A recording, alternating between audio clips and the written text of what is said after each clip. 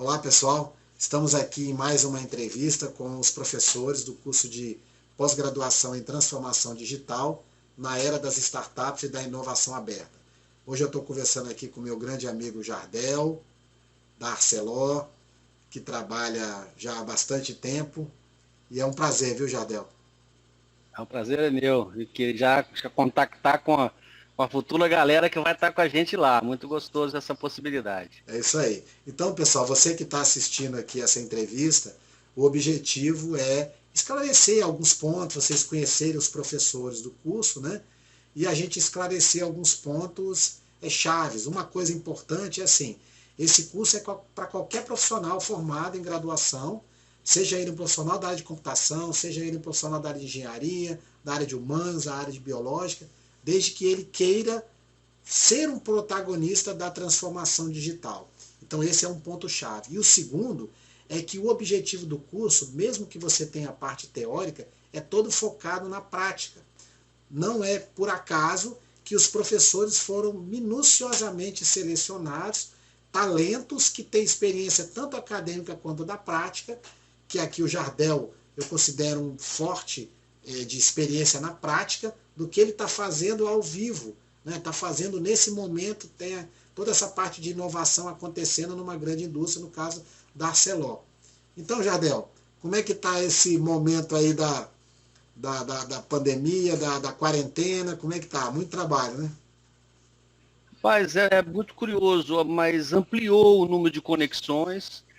No fundo, a gente percebe que a gente tinha um apego ao contato físico e na medida que a gente não pode mais ter, amplia as conexões e o próprio sistema descobre isso. Então nós saímos do Espírito Santo, ampliamos nossas conexões com o Sul, especialmente, São Paulo também, Minas Gerais, fortemente no Espírito Santo, que é onde a gente já atuava mais fortemente, e o horário aumentou a carga. Tá interessante essa visão de conexão acho que a gente não sai mais desse mecanismo de conexão, talvez híbrido, porque a gente precisa realmente estar próximo, físico, para fazer um apego ao humano, né? Mas do ponto de vista de negócios, de inovação, eu acho que foi muito rico. Você está Tem sentindo sido, falta do né? contato físico com os colegas? A gente tem feito, desde o primeiro dia, nós temos uma reunião diária de 15 minutos, que vai a meia hora facilmente, com o grupo de inovação, para a gente saber o que todo mundo está fazendo, quais são as conexões, para manter esse olho no olho com todo o time. Tem pessoas que conseguem produzir sozinhas muito bem, tem muitas pessoas que não, que elas precisam desse apego, precisam do café, né? Aquele cafezinho, aquele contato. Eu sou um cara intermediário, eu estou conseguindo passar por esse processo, mas sinto falta sim.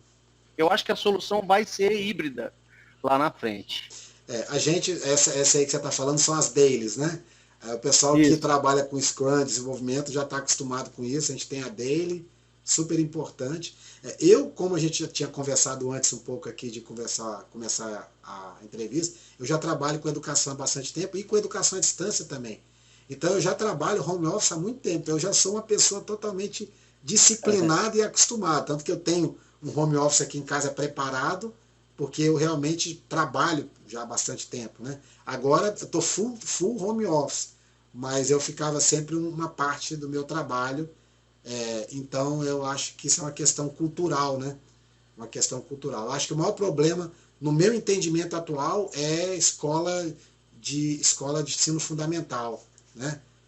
Uhum. Ensino médio nem tanto, mas o ensino fundamental e o infantil fica bem complicado, mas o ensino médio, principalmente para os professores de outra geração, é complicado e até para os estudantes mesmo. Eu acho que isso é um maior desafio para mim, estar sendo professor. Diz que está fazendo, mas de escola pública nem se fala, né? Mas fala um... Nós estamos vivendo, o nosso grupo é um grupo de jovem, né? A maioria, garotada que mexe na área de inovação, e eles estão com a garotada, os filhos, nessa etapa. Então sobrou uma delegação grande para o pai fazer essa conexão, né? e fazer, porque nesse caso a criança precisa ainda dessa conexão para compreender o conteúdo que está vindo. E a delegação para o pai é perversa, né? Ainda mais sabendo que os pais agora estão até mais ocupados que antes. Né? Não, então... Ocupados e presentes, isso mesmo. Colegas aí de outras empresas que a gente tá lá, chega a criança no meio, vai chorando, dá uma pausa, mas tem que entender, porque a criança não tá mais na escola, tá só com o pai ali. Como é que você vai falar uma criança de 2 anos, 3 anos que não vai chegar na mãe, que você tá chorando, acontece alguma coisa? É complicado. Isso foi muito legal para nossa percepção das relações, né? A gente, que bonito, quem é, ou seja, 1 minuto atrás você ia falar, pô, quem que é esse cara que deixou a criança entrar, né?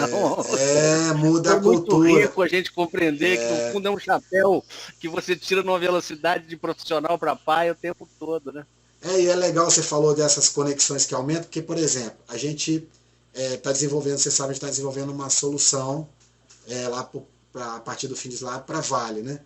E aí, antes, aí você está mostrando, vendo outras empresas que possam ter interesse para a gente identificar dores de outras empresas. E antigamente, você lembra, eu cheguei aí, né? Vai mostrar, tem que ter presencial, tem que estar todo mundo ali. Só que o dia a dia tá da demanda. Hoje em dia ficou super fácil, ó. Você marca, é tudo culturalmente marcar reunião e apresentação. Ou seja, aquilo que a gente gostaria, enquanto startup, gostaria de fazer antes, a gente não tinha tanta abertura. Agora ficou mais fácil, porque as pessoas já culturalmente aderiram a esse modelo de ter uma reunião para a pessoa mostrar uma solução, conversar sobre um problema. Né?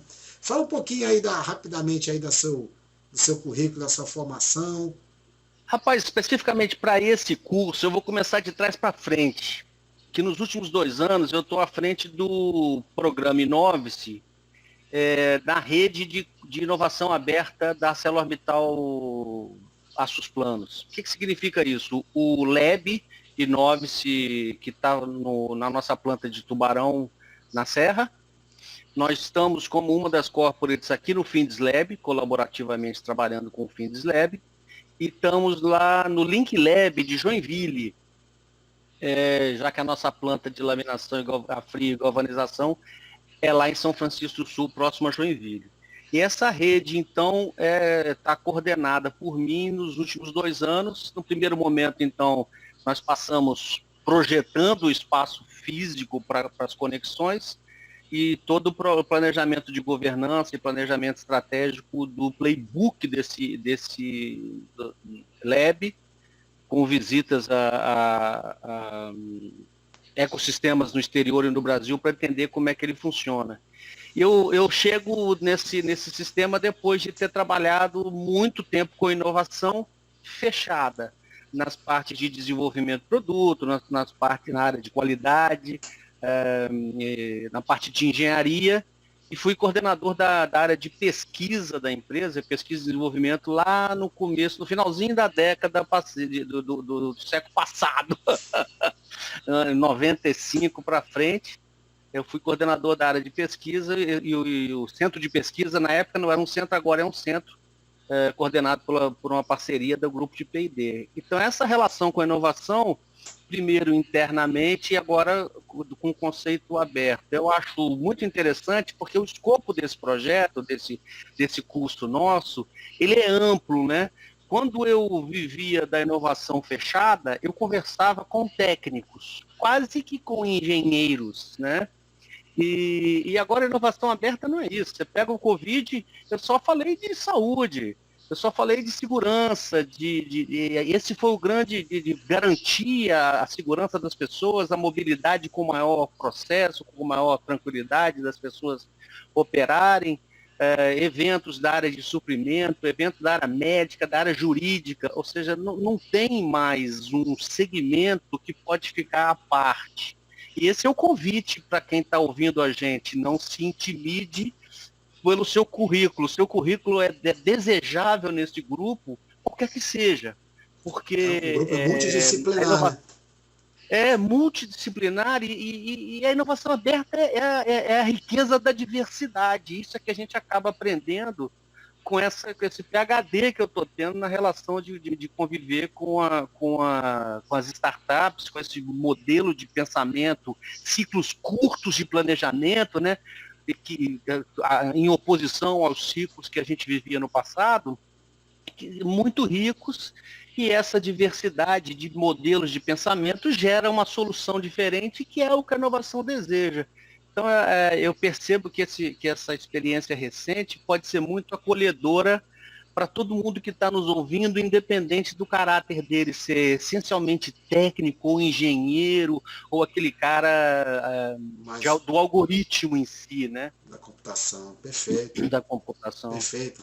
E da disciplina, né? A sua disciplina é gestão da inovação, né? Nesse novo contexto aí, né? Como é que o pessoal pode esperar dessa disciplina? Eu vou estar ali de butuca ali, querendo participar junto. Nós estamos com uma disciplina de 10 horas que vai ter uma noitinha, fim de tarde e noite na sexta-feira, e a gente passa o dia de sábado juntos.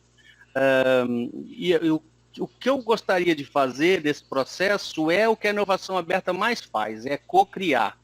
Então, num primeiro momento, a gente vai quebrar um gelo e eu vou fazer uma apresentação mínima de conteúdo teórico. A gente vai entregar também antecipadamente alguma bibliografia para a turma poder fazer uma leitura que coloque todo mundo mais ou menos no mesmo nível para a gente começar a agilizar a reunião na própria sexta-feira.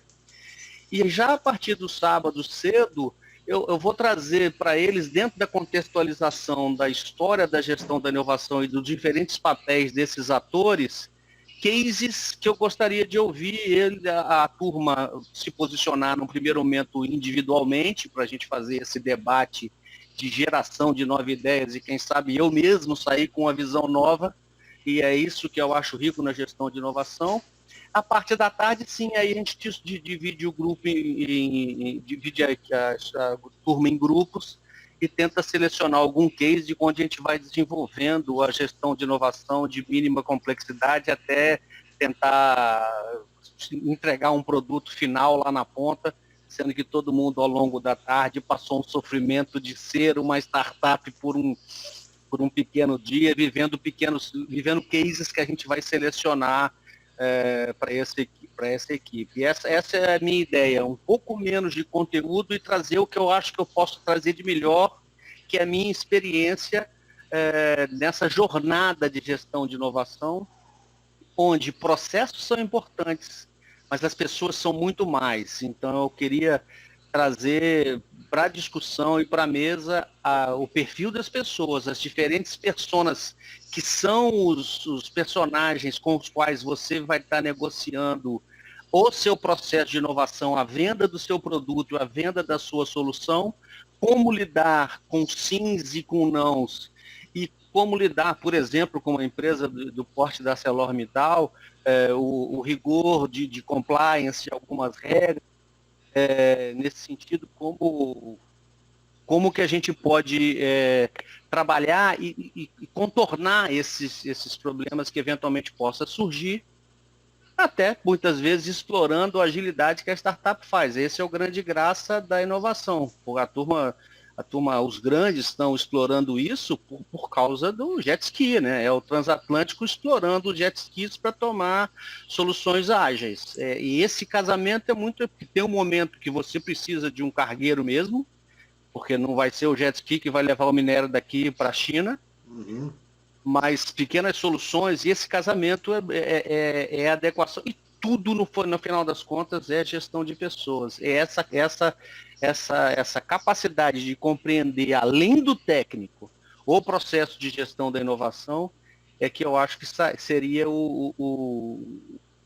a cerejinha do bolo ao final do dia, que eu gostaria que as pessoas compreendessem a essência desse papel do gestor de inovação como essencialmente um gestor de pessoas. Eu gosto de um termo que a gente usou, que a startup é como a ponta da lança que chega mais rápido ao alvo. É verdade, você não vai deixar de ter os grandes players de TI, do sistema RP, que isso aí mas os grandes players não vão fazer esse papel da ponta da lança que chega em problemas específicos, né? E eu acho assim, essa sua experiência que você não quis falar de 32 anos aí de Arcelor, para a galera saber, mas uma coisa interessante é o seguinte, você está vivenciando isso, obviamente, num outro perfil, né, como um gestor desse processo de inovação, e eu enquanto uma startup num contexto onde você tem diversos agentes e você tem diversas forças e diversos aspectos ou pontos de vista diferentes dentro do contexto da inovação aberta.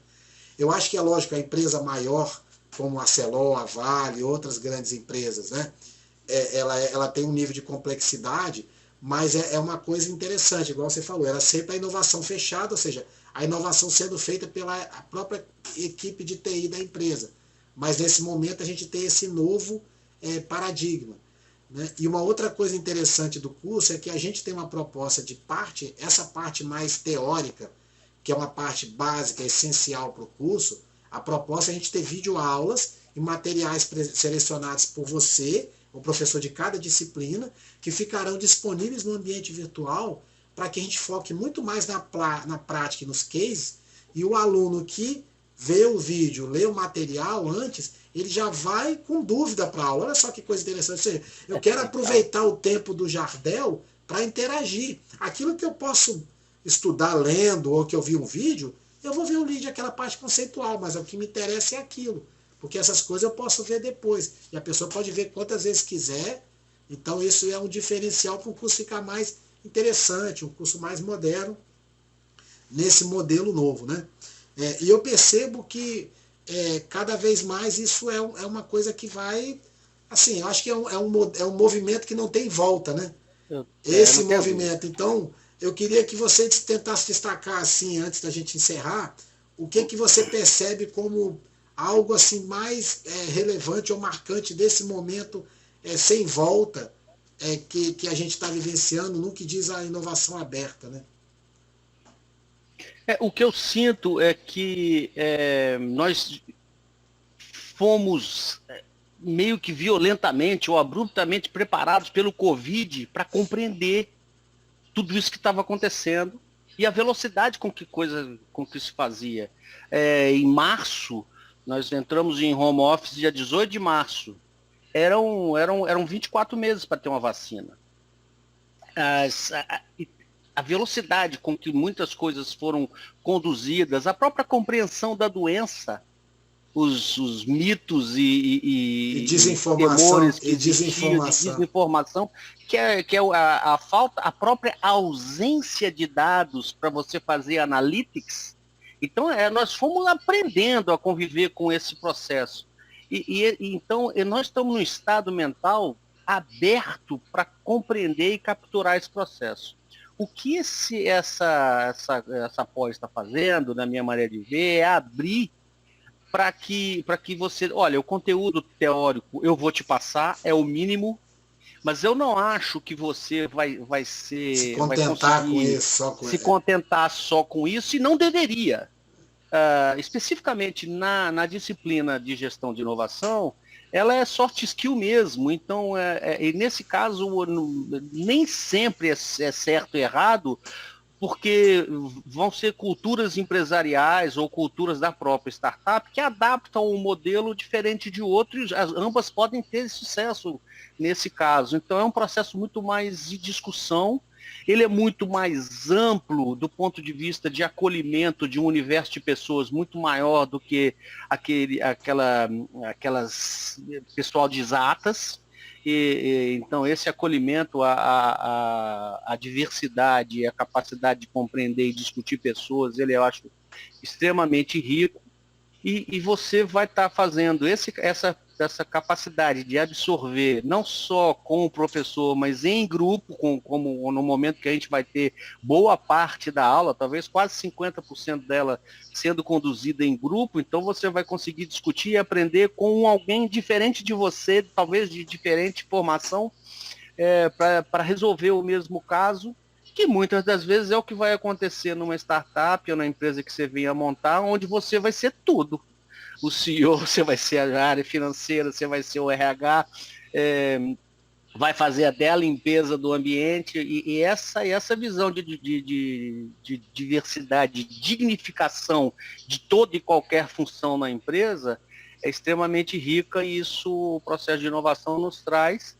E o que a gente quer trazer é um processo de compreensão desse fluxo, quem são os players que gerem e como é que essa cadeia, conseguimos gerar essa trilha da inovação, que foi desde a academia até o mercado, quem são esses players e como é que você consegue trabalhar com eles diferenciadamente, explorando essa condição e acolhendo a diversidade. Isso que eu acho que é o e ele encaixa como criando oportunidade da crise, que é bem característico, né? Então a crise sempre gera oportunidade na hora que a gente não estava imaginando quando começou a discutir, mas eu acho que ela acelerou o desejo de compreensão desse processo de gestão, porque fica muito claro que o mundo novo será transformado pela inovação. Muito obrigado. Inclusive eu fiz um artigo falando dessa falta de dados aí, publiquei lá no site da UVV sobre o Big Data da saúde, a falta que não faz a gente já não ter, a falta que faria, mas que a gente vai chegar ao momento de ter, já porque a gente tem um problema de Big Data, um Big Data problem, mas a gente não tem o Big Data, né? Ainda estruturado da forma que poderia ajudar de forma aberta várias pessoas estarem pensando em solução para tentar ajudar a compreender esse movimento aí. Mas é isso, é um desafio. Quem está como startup ali, que está vendo, são desafios de vários pontos de vista que você falou, vários atores, várias pessoas ali nesse processo da inovação, que é isso. E aí o objetivo da pós é justamente esse, é tentar trazer essas pessoas mais próximas desse processo. É uma equipe multidisciplinar, tem lugar para todos os atores, né? E uma coisa que eu notei é o seguinte: não adianta você chegar lá e falar assim, vamos começar a fazer isso. Primeiro você tem que convencer as pessoas, explicar, para eles entenderem o motivo. Lá na Vale o pessoal tinha que entender perfeitamente qual é a contribuição que isso está trazendo para mim. Até para fazer sentido, porque senão não faz sentido, né? É lógico, cada tamanho de empresa é uma questão diferente. Mas essa questão da compreensão. E aí é que é o ponto. Se alguns atores estratégicos têm uma formação de soft skill e hard skill, é lógico, o cara, se é um engenheiro eletricista, engenheiro mecânico, ele não vai entrar no baixo nível para fazer o dado, mas ele vai entender a lógica do processo, vai ficar muito mais fácil. Já pensou se eu tivesse uma equipe dos principais envolvidos, já com uma formação que entende esses conceitos? Olha a facilidade que não seria para essas equipes produzirem muito mais, né? E para esse profissional ter um diferencial para ele, na formação dele, ou ele poder trabalhar para essa empresa, trabalhar para uma startup ou montar a sua própria startup e oferecer uma solução, né? Então, Jardel, muito obrigado. Foi ótimo, bate-papo. E aí, se a turma te der algum canal de feedback, você fala comigo que a gente está muito curioso de acolhê-los e estar com eles proximamente. Isso, todas essas entrevistas estão ficando no canal que eu criei do YouTube da própria Pós, né? E eu estou divulgando também nas redes sociais o bate-papo que eu estou tendo, né, com os professores, para que aquela pessoa que está querendo fazer a pós, mas ainda não se decidiu, com essas entrevistas a pessoa não vai ter dúvida, né, que vai ser uma pós bacana e que realmente vai trazer um diferencial. É aquele tipo da pós que o certificado é só um item, o que interessa mais é o aprendizado, né? É só um aspecto. Meu amigo, muito obrigado. Um prazer, cara, foi um prazer mesmo, muito bom. Um abraço, tchau. Um abraço, Sérgio.